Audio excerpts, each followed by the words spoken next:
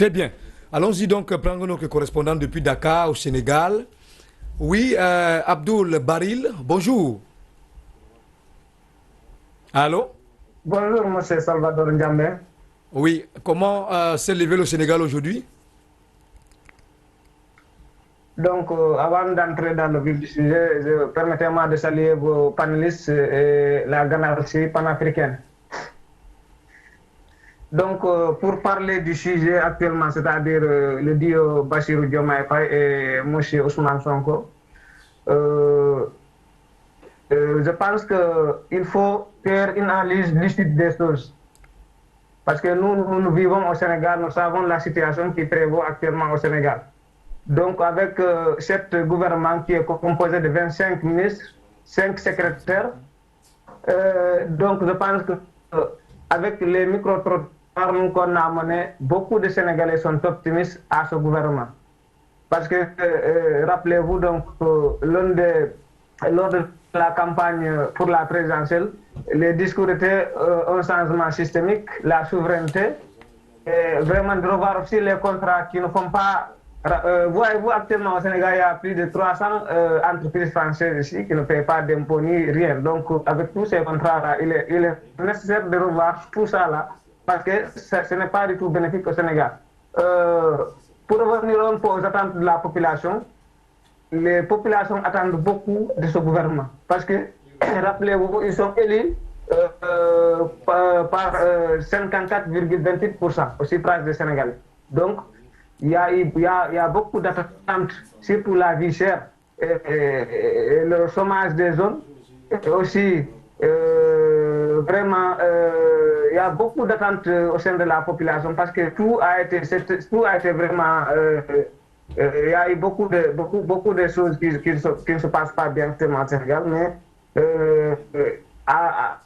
après avoir formé ce gouvernement, donc le Premier ministre, en l'occurrence M. Ousmane Sonko, a dit qu'il donne un mois à toutes les ministres qui ont un cumul de fonctions, c'est-à-dire de démissionner dans l'une de ces fonctions pour pouvoir mener à bien les travaux. Parce que rappelez-vous, donc, lors des programmes de on interdit au cumul de fonctions. Donc, il a dit qu'il donne à un mois à chaque ministre vraiment de démissionner s'il y a un cumul de fonctions pour pouvoir gérer bien les travaux. Ici, il a expliqué aussi pourquoi il a mis les 5 secrétaires. Parce qu'il a dit qu'il y a des ministères qui ne peuvent pas fonctionner vraiment singulièrement comme ça. Donc, il a préféré nommer 5 secrétaires. 5 secrétaires renforcer certains ministères, ce n'est pas tous les ministères, mais pour renforcer certains ministères. Parce qu'actuellement, le ministre des Forces armées, c'est Biram Diop, et le ministre des Affaires étrangères, c'est Yassine Fall, et le ministre de la Justice, c'est Ousmane Diagne, et le ministre de l'Intérieur, c'est Jean-Baptiste Tine. Rappelez-vous, le mars 2021, il était commandant de la gendarmerie. Il a été limogé par le président Macky Sall, donc il a été rappelé par le régime d'Ousmane Sonko. Vraiment, ici, les gens sont optimistes, mais on ne peut pas juger, on peut juger que sur le pied du mur, comme l'a dit mon frère. Donc vraiment, c'est ça. Mais en tout cas, les gens sont optimistes, les gens sont très contents de ce nouveau gouvernement, mais on attend les actes qu'ils vont poser parce que déjà, ils disent qu'ils vont lutter contre la corruption. Ils vont revoir tous les contrats aussi qui ne font pas le bonheur des Sénégalais. Ils ont prôné une coopération gagnant-gagnant au détriment d'un contrat vraiment qui va faire l'affaire des multinationales au détriment des Sénégalais. Ils ont promis vraiment de réconcilier aussi les Sénégalais parce que n'oubliez pas qu'avec l'avènement d'utiliser Ousmane Sonko avec la dame et beaucoup d'autres choses, il y a eu beaucoup de fracturations, il y a eu beaucoup de fractures. La population était un peu divisée, mais tout ça là, ils ont promis vraiment de revoir tout ça et aussi de diminuer le nombre de partis politiques au Sénégal aussi. Parce qu'il y a presque 300 partis politiques, ça c'est énorme, donc, comme un pays démocratique. Ça c'est énorme, donc ils ont décidé vraiment de revoir tout ça là. Mais ce sera lors d'un dialogue. Je serai tout prochainement, on va convoquer un dialogue national pour voir toutes ces questions-là seront mises sur la table pour essayer de donner vraiment le vrai feuille de route, la vraie feuille de route de ce gouvernement. Mais en tout cas, ce qu'il faut noter, vraiment les gens sont optimistes à ce nouveau gouvernement le gouvernement aussi a beaucoup de défis à relever. Vraiment, c'est ce qu'on a à dire actuellement au Sénégal, M. Salvador. Si vous n'avez pas aussi de quoi poser, en tout cas, je vous rends l'antenne. J'aurais une question là pour vous. Hein. Je m'intéresse au côté féminin.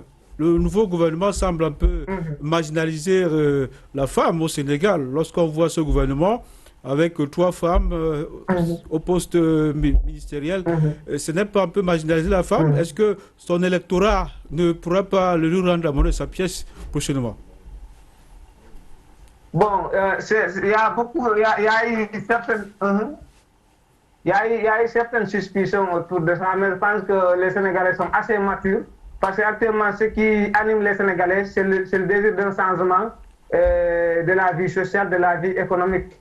Parce qu'il y a certains gens qui se plaignaient, par exemple, pourquoi ils n'ont pas eu de ministère, mais en tout cas, la population sénégalaise, ça, vraiment, ça, c'est relégué au second plan. Parce qu'actuellement, ce qui anime les Sénégalais, ceux qui prennent les troupes pour aller chercher des vies meilleures, c'est ceux qui sont plus de 75% de la population sont des jeunes. Donc, cette jeunesse-là mérite d'être vraiment prise en charge, mérite d'être vraiment inclus dans la vie politique des Sénégalais. Donc, c'est ce changement-là qu'on a fait avec l'avènement de M.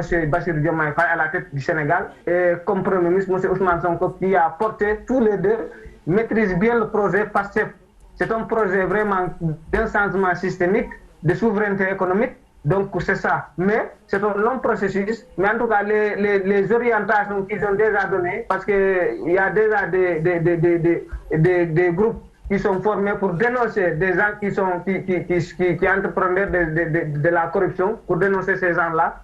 Donc, en tout cas, ça promet, parce qu'actuellement, c'est ce qui anime les Sénégalais. Mais ce n'est pas parce que nous avons 14 maisons au Sénégal, 46 départements. Si on dit que chaque département doit avoir un ministre, les 14 maisons, chacun doit avoir un ministre, ce n'est pas possible. Mais ceux qui ont mis en place soient compétents, répondre favorablement aux attentes de la population, ce qui est important. Mais ce n'est pas dire que bon, chaque région doit avoir un ministre. Nous, je pense que le gouvernement a jugé sur les compétences. Rappelez-vous, avec même la mise en place de ce gouvernement a pris du retard. Parce qu'il y avait des enquêtes de moralité. On n'a pas choisi les gens au hasard, parce que tous les ministères-là, chacun est mis vraiment selon ses compétences. Mais le problème, c'est... Non. Par exemple, si vous prenez le ministre de l'Agriculture, Mabouba Diagne, il est un expert en matière de l'agriculture. Donc, ainsi, c'est comme ça, vraiment, moi, je ne sais pas si j'ai répondu à votre question, mais c'est ce que j'avais à dire, quoi. Merci beaucoup, M. Abdoul Baril, depuis Dakar. Merci beaucoup d'avoir pris part, n'est-ce pas, à ce débat. Bon dimanche et surtout bon début de semaine. Quant à nous, on reste toujours une virgule rapidement. Oui, le gouvernement de Sonko, c'est un gouvernement de technocrates. Vous avez vu, il a eu recours à d'anciens diplomates, des gens qui ont servi aux Nations Unies. Le correspondant évoquait l'expert en agronomie qui est nommé au ministère de l'Agriculture. Je crois que lorsqu'on a 25 ministères avec des portefeuilles pleins pour gérer 18 millions d'habitants, c'est raisonnable. Très bien. Oui, allô, bonjour. Vous vous appelez comment et vous nous appelez d'où? Allô? Vous vous appelez comment et vous nous appelez d'où? Ok. Une virgule aussi, M. Kemayou? Bon, je reviens encore, M. Salvador, sur le problème de la rupture systématique et systémique. En fait, je reprécise vous permettez? Allô, bonjour. Allô? Bonjour, vous vous appelez comment? Vous nous appelez d'où? Allô? Allô? Vous vous appelez comment? Vous nous appelez d'où? On va vous couper tout simplement la ligne. Ah oui, allez. Oui, je reprécise encore. L'idée ici, ce n'est pas de travailler, ce n'est pas que le gouvernement en place... Bonsoir. Oui, bonjour monsieur. Oui, c'est toujours moi, je reviens à nouveau. Je disais que en Afrique, on a besoin des institutions fortes et non les hommes forts. Parce que lorsque vous arrivez à l'appareil ou au pouvoir, si vous trouvez que les institutions qu'on a mis là-bas sont fortes alors vous n'allez pas faire la corruption, il n'y aura pas de corruption du tout.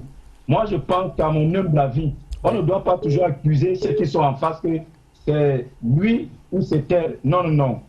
Construisons-nous d'abord. Nous-mêmes, qu'est-ce que nous faisons pour notre population? Vous allez vous en rendre compte que, par exemple, je prends le cas d'un policier ou un gendarme qui à peine touche 200 000 au mois et qui quelqu'un vient lui proposer des sommes d'argent pour lui corrompre. Mais il va sauf que bandit, il va prendre, parce que déjà, son loyer prend 100 000. La nutrition de l'enfant, des enfants va prendre également 100 000, sans compter les autres dépenses aléatoires. Alors je pense que les 200 000 sont petits. Alors quand on dit avec des sommes d'argent pour lui proposer, il va prendre. Et c'est ça qui dérange avec, n'est-ce pas, les dirigeants africains. Il faut revoir notre éducation. Je pense que c'est une question d'éducation. Très bien. Bonne soirée à vous, monsieur. Merci beaucoup d'avoir contribué. Oui, allez-y. Cette fois-ci, vous allez chuter. Oui, bon, je reprécise encore, en parlant de la rupture, je précise encore. Moi, je suis pour qu'il y ait la rupture, mais je ne suis pas pour qu'il y ait une rupture brusque. Moi, je dis ceci. Le nouveau gouvernement en place, ils doivent travailler avec certains ponts du régime Macky Sall pour voir comment, s'il vous plaît, monsieur, pour voir comment est-ce que eux, le gouvernement, comment ils géraient les choses. Maintenant, avec le temps maintenant, il doit maintenant avoir une rupture. Parce que rompre totalement avec le gouvernement en place, Oui. cela risque de leur causer certains problèmes. Très bien. Parce que nous avons vu... Nous... Il y a que vous avez chuté. Allô? Oui, allô, bonjour. Vous vous appelez comment? Vous nous appelez d'où? Ousmane Raja, j'appelle des Darak dans le Logo-Nechari. Oui, allez-y, votre point de vue. J'ai dit Ousmane Raja, j'appelle les Darak. Allez-y, votre point de vue. Oui, par rapport à ce qui se passe au Sénégal. Vous êtes en direct.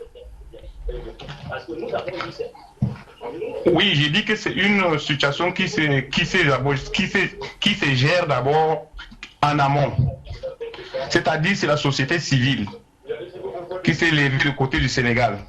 Des professeurs des hommes émérites et autres. Donc ce sont eux qui ont fait jusqu'à ce que le Ousmane qui se trouve jusqu'à là aujourd'hui. Allô? Vous êtes en direct, monsieur. Nous allons vous couper la ligne tout simplement parce que vous vous écoutez à la maison. Lorsque vous appelez, baissez d'abord le volume de votre télévision et vous dites ce que vous avez à dire. L'audio Diomaye et Sonko est un exemple de détermination et d'endurance. Le modèle à suivre par la jeunesse. Le modèle à suivre par la jeunesse. Ne jamais baisser les bras pendant un combat. Fatima, depuis Brazzaville. Oui. Non, c'est vous qui avez la parole. Jamais baisser les bras.